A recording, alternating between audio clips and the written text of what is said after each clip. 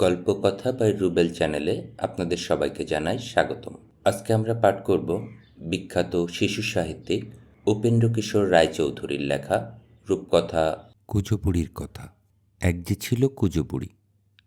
সে লাঠি ভর দিয়ে কুজো হয়ে চলত, আর তার মাথাটা খালি ঠক ঠক করে নড়ত। বুড়ির দুটো কুকুর ছিল, একটার নাম রঙ্গা আর একটার নাম ভঙ্গা। বুড়ি যাবে নাত্তির বাড়ি, তাই কুকুর দুটোকে বললে, তোরা যেন বাড়ি থাকিস, কোথাও চলে ঠলে যাস নে। রঙ্গা ভঙ্গা বলল, আচ্ছা। তারপর বুড়ি লাঠি ফর দিয়ে কুজো হয়ে যাচ্ছে, আর তার মাথাটা খালি ঠক ঠক করে নড়ছে। এমনি করে সে খানিক দূর গেল। তখন শিয়াল তাকে দেখতে পেয়ে বললে, ওই রে, সেই কুজো বুড়ি যাচ্ছে। বুড়ি, তোকে তো খাবো। বুড়ি বলল, রোসো, আমি আগে নাতনির বাড়ি থেকে মোটা হয়ে আসি, তারপর খাস। এখন খেলে তো শুধু হাড় আর চামড়া খাবি, আমার গায়ে কি আর কিছু আছে? শুনে শিয়াল বলল, আচ্ছা, তবে মোটা হয়ে আয়, তারপর খাবো এখন, বলে শিয়াল চলে গেল। তারপর বুড়ি আবার লাঠি ভর দিয়ে কুজো হয়ে যাচ্ছে, আর তার মাথাটা ঠক ঠক করে নড়ছে। এমনি করে আরও খানিক দূর গেল। তখন এক বাঘ তাকে দেখতে পেয়ে বললে, ওই রে, সেই কুজো বুড়ি যাচ্ছে। বুড়ি, তোকে তো খাবো। বুড়ি বললে, রোসো, আমি আগে নাতনির বাড়ি থেকে মোটা হয়ে আসি, তারপর খাস। এখন খেলে তো শুধু হাড় আর চামড়া খাবি, আমার গায়ে কি কিছু আছে? শুনে বাঘ বলল, আচ্ছা, তবে মোটা হয়ে আয়, তারপর খাবো এখন, বলে বাঘ চলে গেল। তারপর বুড়ি আবার লাঠি ভর দিয়ে কুজো হয়ে যাচ্ছে, আর তার মাথাটা ঠক ঠক করে নড়ছে। এমনি করে সে আরও খানিক দূর গেল। তখন এক ভাল্লুক তাকে দেখতে পেয়ে বললে, ওই রে, সেই কুজো বুড়ি যাচ্ছে। বুড়ি, তোকে তো খাবো। বুড়ি বলল, রোসো, আমি আগে নাতনির বাড়ি থেকে মোটা হয়ে আসি, তারপর খাস। এখন খেলে তো শুধু হাড় আর চামড়া খাবি, আমার গায়ে কি কিছু আছে? শুনে ভাল্লুক বললে, আচ্ছা, তবে মোটা হয়ে আয়, তারপর খাবো এখন। এই বলে ভাল্লুক চলে গেল। বুড়ি আরও খানিক দূর গিয়েই তার নাতনির বাড়ি পৌঁছলো।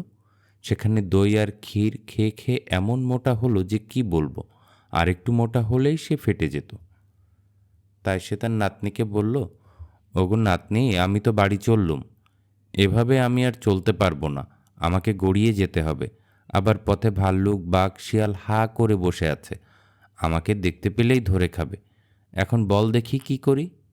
নাতনি বলল, ভয় কি দিদিমা, তোমাকে এই লাউয়ের খোলটার ভিতর পুরে দেব, তাহলে বাঘ ভাল্লুক বুঝতেও পারবে না, তোমাকে খেতেও পারবে না।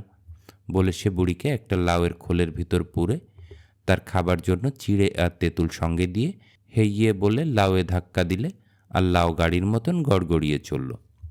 লাউ চলছে, আর বুড়ি তার ভিতর থেকে বললে, লাউ গড় গড়, লাউ গড় গড়, খায় চিড়ে আর তেঁতুল, বিচি ফেলি তুল তুল, বুড়ি গেল ঢের দূর।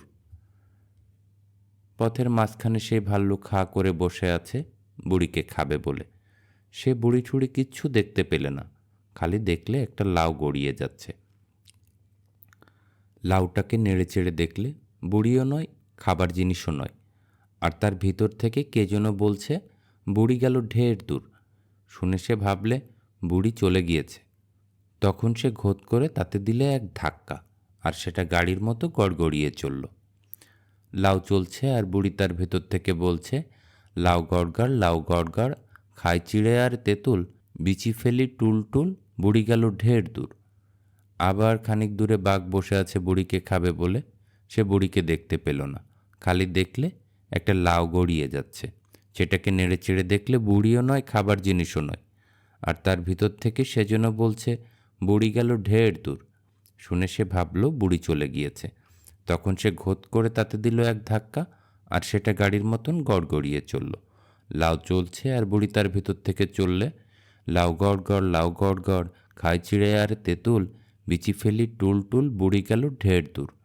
আবার খানিক দূরে সে শিয়াল পথের মাঝখানে বসে আছে। সে লাউ দেখে বললে, লাউ কিনা আবার কথা বলে, ওর ভেতর কি আছে দেখতে হবে। তখন সে হতভাগা লাথি মেরে লাউটা ভেঙেই বলে, বুড়ি, তোকে তো খাবো। বুড়ি বলল, খাবি বই কি, নইলে এসেছি কি করতে? তা আগে দুটো গান শুনবি নে? শিয়াল বললে, হ্যাঁ, দুটো গান হলে মন্দ হয় না, আমিও একটু আধটু গাইতে পারি। বুড়ি বললে, তবে ভালোই হলো, চল ওই ঢিবিটাই উঠে গান গাইব এখন।